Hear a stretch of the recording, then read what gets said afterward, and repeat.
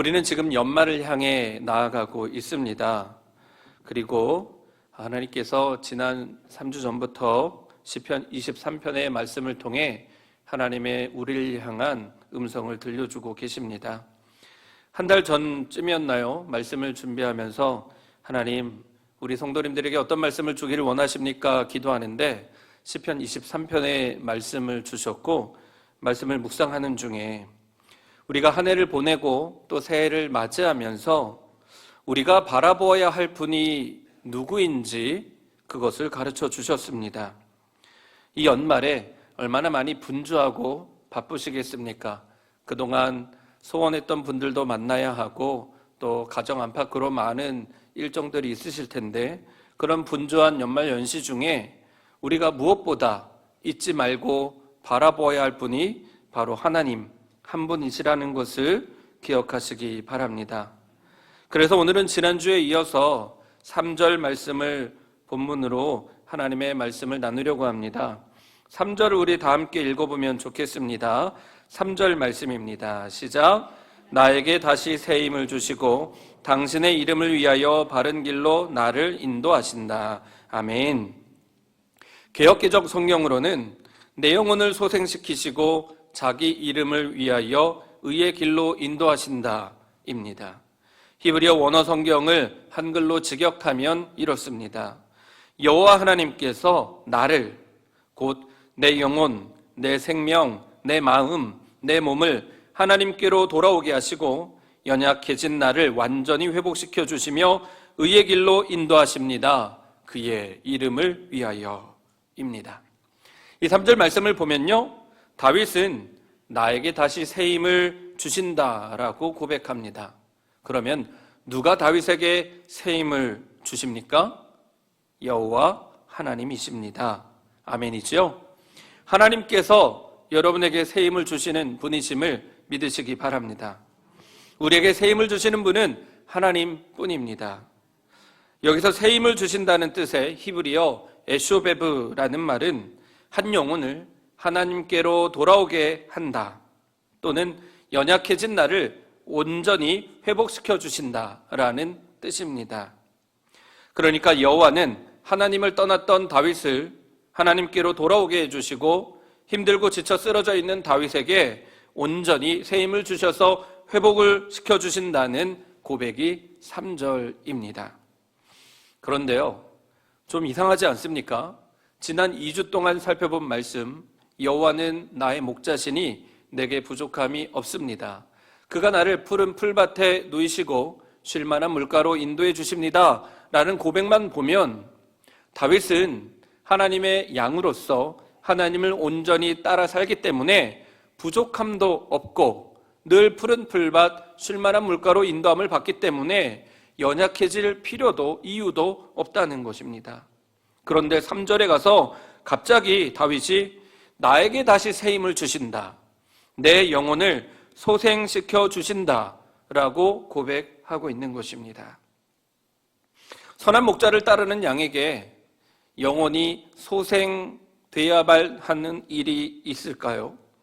영혼이 새 힘을 얻어야만 하는 일이 있을까요?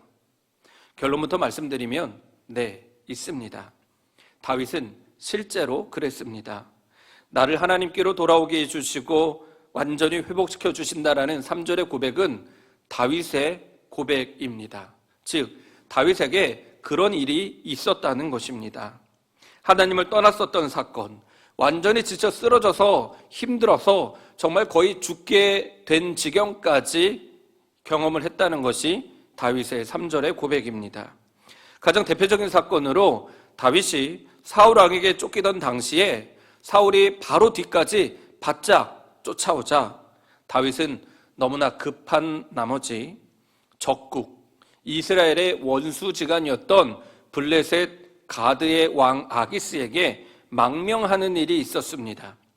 얼마나 급했는지 자기 목숨을 부지하고자 지금까지 하나님을 의지하고 하나님만 바라봤던 다윗이 하나님을 믿지도 않고 하나님을 저주하며 하나님을 모욕했던 블레셋이라는 나라의 왕 아기스에게 찾아가서 목숨을 구걸한 것입니다.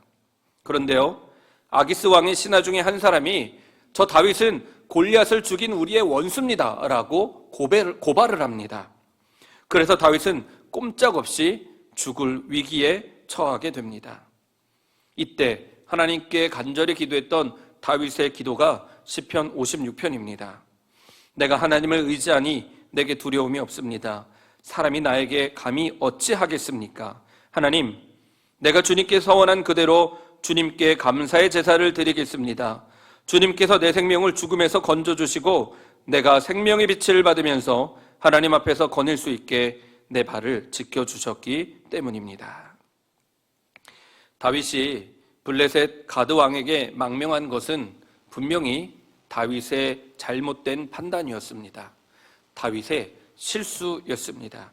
끝까지 한결같이 하나님만 의지하고 하나님만 바라봤어야 하는데 상황이 너무나 다급한 나머지 하나님이 아닌 하나님을 모욕하는 아기스 왕에게 자기 생명을 맡긴 것입니다. 그래서 다윗은 스스로 위험을 자초하게 됐습니다.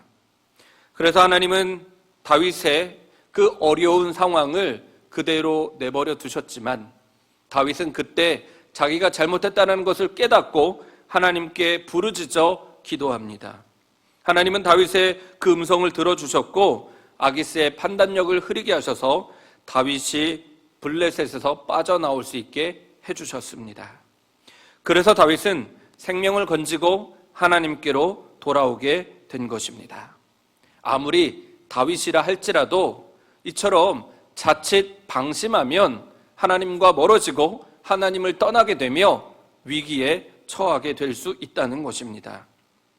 아무리 선한 목자의 돌봄을 받는 선한 양이라 할지라도 목자가 방심하거나 양이 다른 마음을 품고 딴짓을 하면은 죽을 위기에 처할 수 있다는 것이지요. 지난주에 양이 뒤집히면 일어설 수 없다라고 말씀을 드렸는데 혹시 기억나십니까? 양이 넘어져서 등이 땅에 닿아서 뒤집혀지고 내 발이 하늘을 향하게 되면 양은 스스로의 힘으로 일어설 수 없습니다. 준비한 영상을 하나 보겠습니다.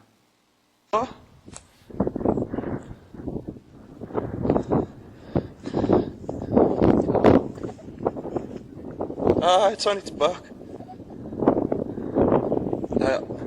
Let's help you.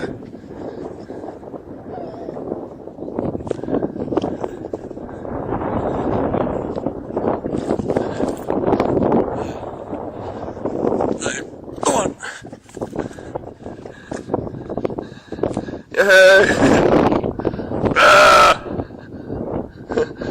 Sheep eater. 저도 책으로만 봤을 때는 아니 어떻게 양이 뒤집혔는데 혼자 못 일어나나 싶었는데요. 이 영상을 보니까 정말 양이 등에 땅을 대고 네 발이 하늘로 향하니까 자기 힘으로 일어나지 못하는 것입니다. 아무리 발버둥 쳐도 일어나지 못합니다. 도움을 요청하기 위해 소리를 내어 울어보지만 목자가 도와주지 않으면 양은 꼼짝없이 그렇게 누워 있다가 두려움과 좌절감을 경험하게 되고 또 양이 뒤집히면요 배에 가스가 차기 시작한다고 합니다. 그러면 가스가 가득 차게 되면 이 다리에 피가 통하지 않게 되면서 서서히 마비되어 죽기까지 한다고 합니다. 그러니까 목자가 빠른 시간 안에 달려오지 않으면 양은 꼼짝없이 죽게 되는 것입니다. 우리가 아무리 하나님을 믿는 하나님의 자녀라 할지라도 이처럼 방심하여 뒤집혀지고 넘어지게 되면 우리는 그 위기에서 벗어날 수 없게 된다는 것이지요. 그래서 목자는 매일매일 양떼를 한 마리씩 한 마리씩 살피면서 양이 몇 마리인지 점검을 하는데요. 양을 헤아리다가 한 마리 혹은 두 마리가 모자라게 되면 목자는 가장 먼저 또 이 양은 어디서 뒤집혀져 있는 거야? 라고 생각하면서 뒤집혀져 있는 양을 찾으려고 합니다. 왜냐하면 그 양은 목자가 없으면 죽기 때문입니다. 그런데요, 뒤집혀진 양을 찾는 것이 목자만 있는 것이 아닙니다. 독수리나 들개 같은 맹수들도 양이 뒤집혀져 있는지 아닌지 잘 찾는다고 합니다. 왜냐하면 방금 보신 영상처럼 양이 뒤집혀져 있으면 매우 쉽게 양을 잡아먹을 수 있기 때문입니다. 그래서 양이 사라진 것을 확인하면 목자들은요, 다급히 하늘을 올려다 본다고 합니다. 왜냐하면요, 하늘을 올려다 봤을 때 독수리가 저기에서 빙글빙글 돌면서 선회를 하고 있으면 그곳으로 달려가기 위해서입니다. 100이면 100, 독수리가 빙글빙글 돌고 있는 그곳에는 양이 뒤집혀져서 발버둥 치고 있다는 것입니다. 예수님께서 말씀하신 잃어버린 양의 비유가 딱 이런 상황입니다. 누가복음 15장 4절 6절 말씀입니다. 너희 가운데서 어떤 사람이 양 100마리를 가지고 있는데 그 가운데서 한 마리를 잃으면 99마리를 들에 두고 그 잃은 양을 찾을 때까지 찾아다니지 않겠느냐. 우리가 잃어버린 이 한 마리의 양은 길을 잃고 떠난 양이라고들 많이 생각을 하는데, 목자들이 이 말씀, 이 본문을 읽으면요, 또 한 마리가 어디서 뒤집어져 있구나, 이렇게 생각을 한다는 것이지요. 그리고 그 뒤집어진 양을 구해주기 위해서 온 산을 찾아 헤매면서 뒤집어져 있는 양을 찾아서 그 양을 굴려서 다시 일어설 수 있게 해준다는 것입니다.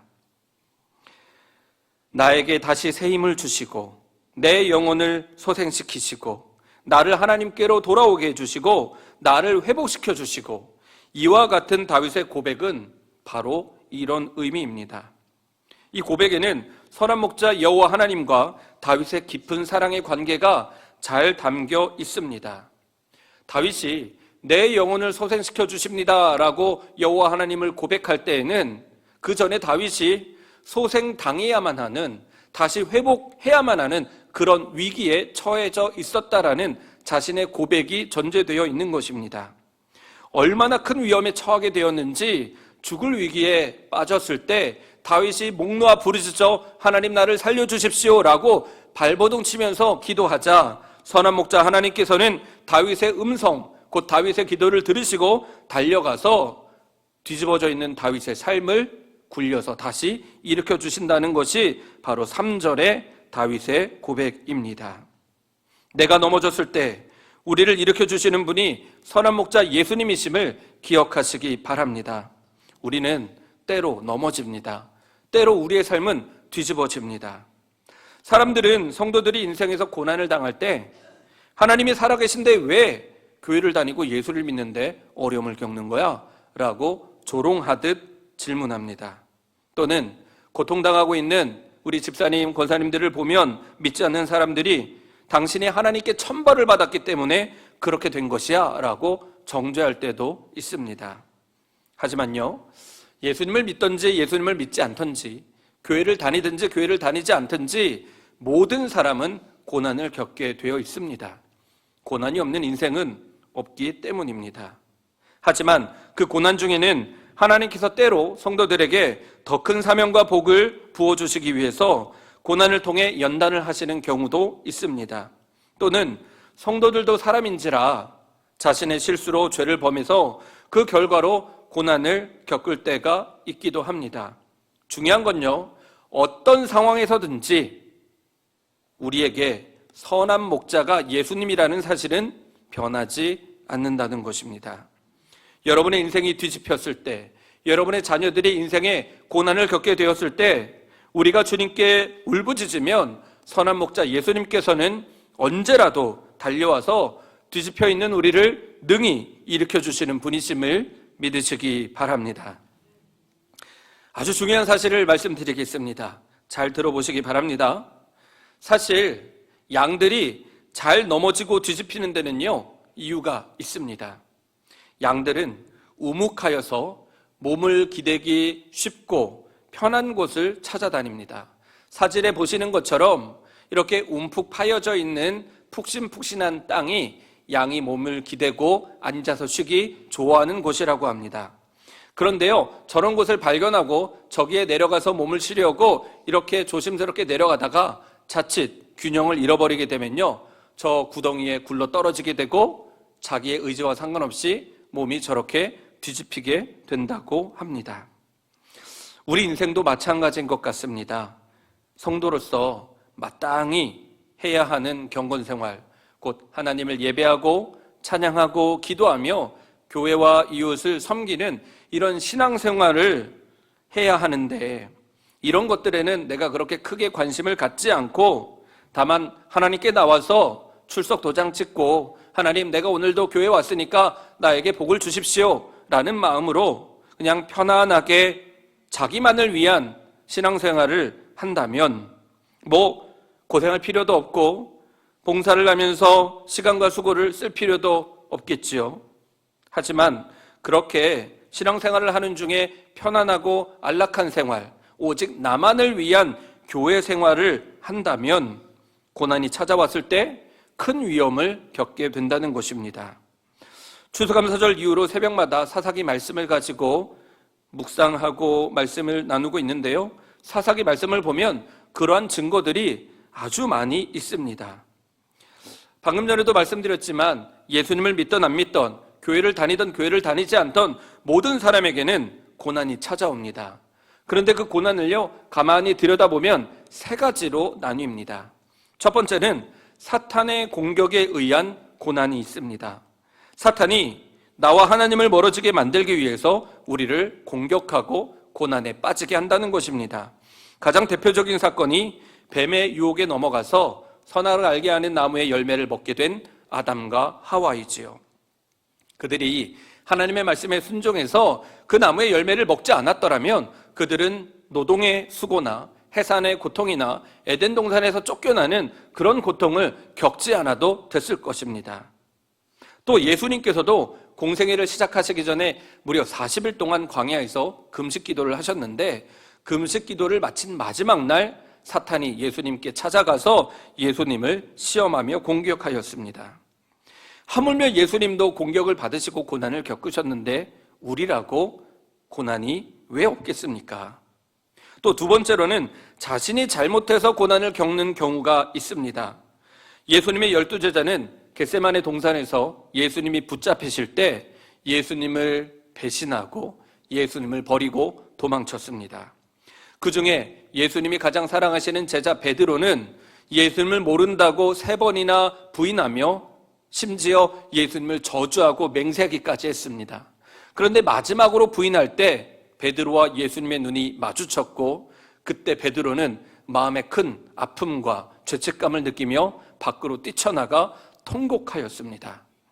예수님을 팔아넘긴 가룟 유다는 어땠습니까? 예수님이 십자가에 달려 죽으시는 것을 보고서 마음이 너무 괴로워서 스스로 생을 마치기까지 하였습니다.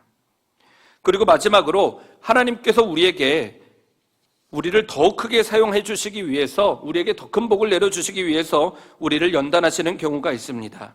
하나님은 요셉을 통해서 야곱의 모든 가족들을 구원하시기 위해서 요셉을 노예 생활, 죄수 생활을 하게 하셨고, 그리고 그 과정을 통해서 요셉을 이집트의 총리로 훈련시키셨습니다. 또 모세는 어떻습니까? 모세는 광야에서 40년 동안 훈련을 받은 후에 하나님의 말씀에 순종하여 이스라엘 백성들을 이집트 하는 사역을 감당했습니다.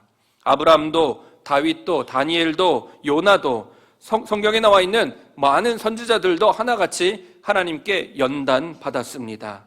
그리고 하나님께 쓰임을 받았습니다. 이처럼 고난이 찾아왔을 때 신앙의 훈련이 잘 되어 있는 양들은 굳이 겪지 않아도 될 고난은 피하고, 또 설령 본의 아니게 고난을 당해서 인생이 뒤집혀지고 넘어졌다 할지라도 선한 목자 하나님께서 내 삶을 일으켜 주신다라는 믿음이 있기 때문에 언제든 다시 일어설 수 있습니다. 하지만 예수님을 믿지 않거나 자기 편한 대로 교회를 오고 가며 겉으로만 종교 생활을 하는 사람들은 고난이 찾아와도 일어나지 못합니다. 왜냐하면 일어나는 방법을 모르기 때문입니다. 우리가 늘 그렇듯 편하게 살면요, 분명히 위기가 찾아옵니다. 하지만 훈련을 끊임없이 잘하는 사람들은 어려움이 찾아왔을 때 그것을 이겨낼 수 있는 회복 탄력성이 있다는 것입니다. 이처럼 우리가 방심하고 하나님과 점점 멀어져 가면 우리의 인생이 뒤집혀지고 넘어질 수 있다는 것을 기억하시기 바랍니다. 또 양이 잘 넘어지는 이유가 하나 더 있는데요. 그것은 무거운 양털에 있다는 것입니다. 양털을 제때 깎아주지 않으면 그 양털에는요, 흙이 묻고 대변이 묻고 온갖 오물들이 들러붙으면서 그 양털이 점점 무거워진다고 합니다. 그러면 그 무거워진 양털을 이기지 못해서 양은 균형을 잃고 뒤집혀진다고 합니다. 성경에서 양털은 사람들의 헛된 생활 방식을 상징합니다. 털이 수북한 양의 모습은 마음에 가득한 욕망이 겉으로 나타난 사람의 모습을 상징합니다. 화면에 보시는 사진과 같이 저 양은요, 6년 동안 길을 잃고 털을 깎지 못한 양의 모습입니다. 얼마나 저 털이 무거웠는지요. 저 털을 깎았을 때 털의 양이 무려 40kg이었다고 합니다. 이처럼 우리가 영적으로 훈련되지 않고 하나님과 멀어진 채로 방치하여 그냥 내 마음대로 교회를 왔다 갔다 하면요, 저 털이 수북한 양털을 가지고 있는 저 양처럼 된다고 하는 것입니다. 나를 끌어내려 주저앉게 만드는 무거운 털은 곧 육신의 정욕, 안목의 정욕, 이생의 자랑으로 이루어진 우리의 탐욕과 이기심을 의미합니다. 성경에 이런 대표적인 교회가 있습니다. 요한계시록 3장에 기록된 라오디게아 교회입니다. 라오디게아 교회 성도들은요, 자기는 부여여 부족한 것이 없다고 생각하지만 예수님 보시기에는 절망적이었습니다. 계시록 3장 17절입니다. 너는 풍족하여 부족한 것이 조금도 없다고 하지만 실상 너는 네가 비참하고 불쌍하고 가난하고 눈이 멀고 벌거벗은 것을 알지 못한다 하셨습니다. 또 누가복음 12장을 보면 자기 곳간을 헐고 더 크게 지으려고 했던 욕심 많은 부자 농부에 대해서 예수님께서 이렇게 말씀해 주셨습니다. 그는 혼자 말하였다. 내 곳간을 헐고서 더 크게 짓고 내 곡식과 물건들을 다 거기에다가 쌓아두겠다. 그리고 내 영혼에게 말하겠다. 영혼아, 여러 해 동안 쓸 많은 물건을 쌓아두었으니 너는 마음 놓고 먹고 마시고 즐겨라.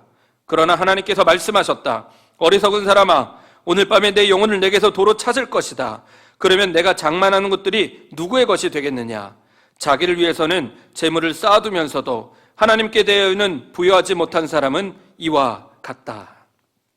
그러니까 우리 안에 있는 이기심, 탐욕, 개인주의, 이런 것들이 우리를 둘러싸고 있는 수북한 양털이 돼서 이 무게로 인해서 우리가 넘어지고 뒤집혀질 수 있다는 것입니다. 그러므로 인생이 뒤집혀지지 않으려면 이런 마음들을 하나님께 내어드려야 합니다. 목자 되신 주님께서 우리 마음의 이기심과 교만과 탐욕을 깎아주시도록 우리의 몸을, 우리의 마음을 주님 앞에 내어드려야 합니다. 양들은요, 털을 깎는 걸 좋아하지 않는다고 합니다. 털을 깎다가 칼에 베이고 상처를 입을 수 있기 때문입니다. 그래서 양들에게 털을 깎는 일은 굉장히 고통스러운 일입니다. 얼마나 발버둥 치는지 목자도 양의 털을 깎는 일이 쉽지 않다고 합니다. 하지만 그럼에도 불구하고 양은 꼭 털을 깎아내야 합니다. 우리의 이기적인 삶을 양털 깎듯이 주님께서 우리의 털을, 우리의 마음을 깎아주셔야 우리가 넘어지지 않고 뒤집히지 않고 온전히 설 수 있습니다. 예수님을 내 삶의 구주로 영접하였다면 이미 예수님께서 우리의 양털을 깎으셨음을 믿으시기 바랍니다. 이를 기록하고 있는 말씀이 베드로전서 1장 18절 19절입니다. 여러분은 조상으로부터 물려받은 여러분의 헛된 생활 방식에서 해방되었습니다.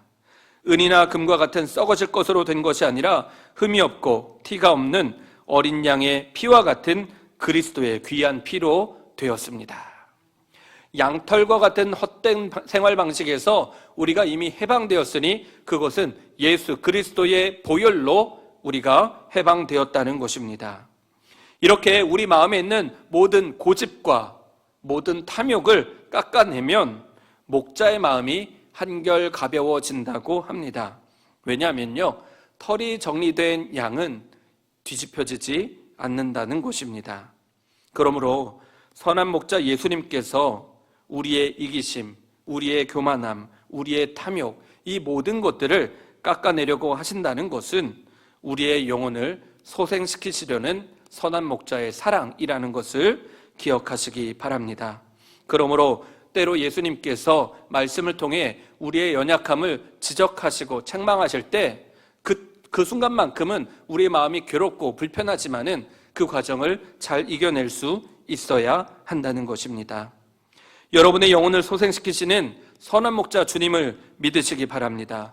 주님이 여러분에게 무엇을 하시거나 무엇을 말씀하신다면 그 모든 것은 여러분의 영혼을 위한 것임을 반드시 믿으시기 바랍니다. 마지막으로 3절 후반절입니다. 당신의 이름을 위하여 바른 길로 나를 인도하신다. 다윗은 선한 목자 하나님께서 하나님의 이름을 위하여 바른 길로 나를 인도하신다고 고백하고 있습니다. 양은 습관을 따라 다닙니다.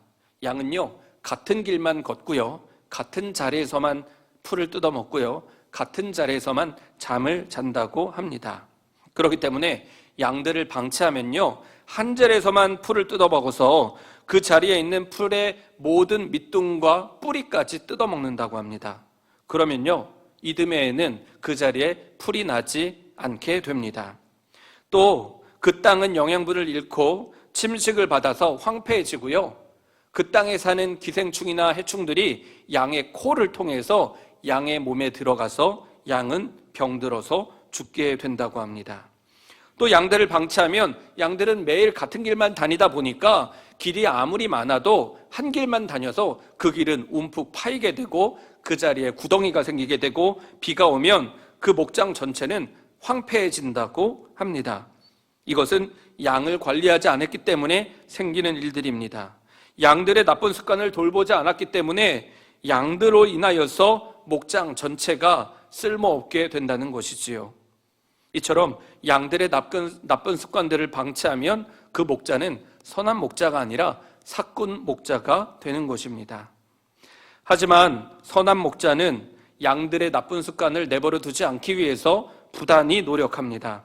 그 중에 가장 좋은 방법이 무엇이냐면 양들을 주기적으로 이동시키는 것입니다. 한 곳에 풀밭을 망치는 것을 방지하고 같은 길로 다니는 것을 방지하고 또 기생충 감염을 예방하여서 양들의 건강을 지켜주기 위해서 선한 목자는 늘 바른 길로 인도해 나아간다는 것입니다. 그렇기 때문에 3절에 바른 길로 나를 인도하신다라는 다윗의 고백은 바로 이와 같은 고백입니다. 목자는 양들을 사랑해서 한결같이 늘 좋은 곳으로 인도해 나아간다는 것이 선한 목자의 사랑입니다. 목자이신 여호와께서 자기 이름을 위하여 양들을 바른 길로 인도하신다 하셨는데, 왜냐하면요, 선한 목자 여호와 하나님께서는 누가 보기에도 온전하고 사랑으로 충만한 분이라는 것입니다. 그렇기 때문에 하나님은 사랑이신지라 사랑이신 하나님께서 그 사랑을 세상에 증명하시기 위해 많은 영혼들에게 하나님이 사랑이시라는 것을 가르쳐 주시기 위해서 늘 하나님의 양들을 가장 좋은 길로 인도해 주심을 기억하시고 믿으시기 바랍니다. 다윗의 고백은 거짓이 아니라 자신의 인생을 걸고 하는 찬양이요 고백이며, 하나님은 이 찬양을 기쁨으로 받으셨기에 우리는 바른 길로 나를 인도해 주시는 분이 여호와 하나님이심을 기억해야 합니다. 문제는요, 선한 목자 하나님께서 우리를 아무리 바른 길로 인도해 주신다 한들 사람들은 선한 목자를 따르는 것을 싫어한다는 것입니다. 하나님께서도 이사야 56장 6절에서 이렇게 말씀하셨습니다. 우리는 다 양 같아서 그릇 행하여 각기 제 길로 갔거늘. 사람들은, 곧 양들은 선한 목자의 인도함을 받는 것보다 자기 길로 가는 것을 더 좋아한다는 것입니다. 목자가 인도하는 길보다 자기가 택한 길이 더 마음에 든다는 것입니다. 그래서 순간의 쾌락을 위해 앞에 있는 흙탕물을 벌컥벌컥 마시고 오염된 땅에서 풀을 뜯는 것을 좋아합니다. 자기에게 손해가 될지라도 자기 마음대로 그 길로 가려고 합니다. 이것을 우리는 고집이라고 부릅니다. 자기밖에 모르는 고집, 이기심, 교만함은 결국 목자를 따르지 못하게 만든다는 것이지요. 목자를 따르지 않는 양은 어떻게 됩니까? 뒤집혀지거나 병에 걸리게 되어서 죽게 됩니다. 잠언 16장 25절 말씀입니다. 사람의 눈에는 바른 길 같이 보이나 마침내는 죽음에 이르는 길이 있다. 사람이 선택한 길, 사람이 가는 길은 그 길의 끝에는 파멸과 사망밖에 없다는 것입니다. 그러므로 우리가 가야 할 길은 선한 목자의 길이라는 것을 잊지 마시기 바랍니다. 선한 목자의 길은 어떤 길입니까? 요한복음 14장 6절입니다. 예수께서 그에게 말씀하셨다. 나는 길이요 진리요 생명이다. 나를 거치지 않고서는 아무도 아버지께로 갈 사람이 없다. 우리가 가야 할 선한 목자의 길은 예수 그리스도 그분이십니다. 예수님은 우리로 생명을 얻게 하고 더 풍성히 얻게 하기 위해서 오셨습니다. 요한복음 10장 10절입니다. 나는 양들이 생명을 얻고 또 더 넘치게 얻게 하려고 왔다. 그러므로 여러분이 2025년 남은 40여일 동안 가야 할 길은 세상의 길이 아니라 선한 목자 되신 주님의 길임을 기억하시고 주님의 길만 따르시기를 간절히 축복합니다. 말씀을 마치겠습니다. 여호와 하나님께서는 우리를 하나님께로 돌아오게 하시고 우리가 넘어지고 뒤집혀서 죽게 되었을 때 우리에게 달려와서 뒤집혀 있는 우리를 일으켜 주시는 분이십니다. 그러므로 우리는 선한 목자 되신 선한 하나님의 선한 양들이 되어야 할 것입니다. 생명의 길 되시는 예수님께서 우리에게 이와 같이 말씀하십니다. 아주 중요한 말씀입니다. 마가복음 8장 34절.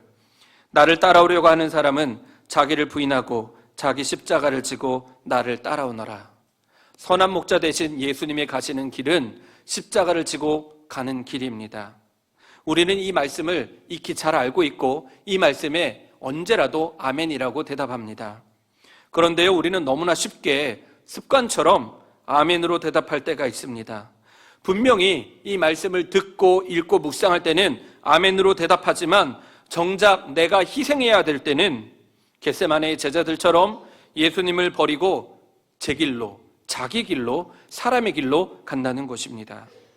찬송가 323장 부름받아 나선 이 몸, 이 찬양을 부를 때 우리는 매우 은혜가 충만해집니다. 부름받아 나선 이 몸 어디든지 가오리다. 괴로우나 즐거우나 주만 따라 가오리니 아골골짝 빈들에도 복음 들고 가오리다. 소돔 같은 거리에도 사랑 안고 찾아가서 종의 몸에 지닌 것도 아낌없이 드리리다. 존귀 영광 모든 곳에 주님 홀로 받으시고 멸시천대 십자가는 내가 지겠습니다 라고 부르지만 정작 주님께서 누가 나를 위해서 갈까라고 부르실 때는 머뭇거린다는 것이지요. 이사야 6장 8절입니다. 내가 누구를 보낼까? 누가 우리를 대신하여 갈 것인가? 하나님의 음성을 들은 이사야가 이렇게 대답합니다. 제가 여기 있습니다. 저를 보내주십시오. 이와 같은 이사야의 고백이 선한 양된 우리의 고백이 되길 소망합니다. 선한 목자 주님께서 늘 따르라 하시니 주님 내가 여기 있습니다. 내가 주님을 따르겠습니다 라고 고백하며 주님을 따르는 우리 장의교회 모든 성도님들이 되시기를 소망합니다.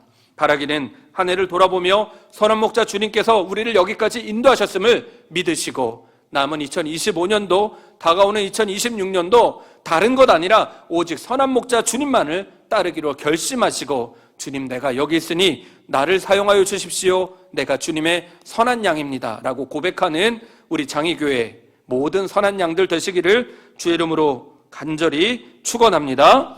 기도하겠습니다. 좋으신 하나님, 우리의 목자는 예수님 뿐이십니다. 예수님만 붙들고 나아갑니다. 예수님만 따릅니다. 주님 내가 여기 있으니 나를 인도해 주십시오. 이와 같은 고백이 우리 장의교회 모든 성도님들의 고백되게 해주시고 우리 장의교회가 선한 목자의 선한 양된 교회가 되게 하여 주시옵소서. 예수님의 이름으로 간절히 기도합니다. 아멘.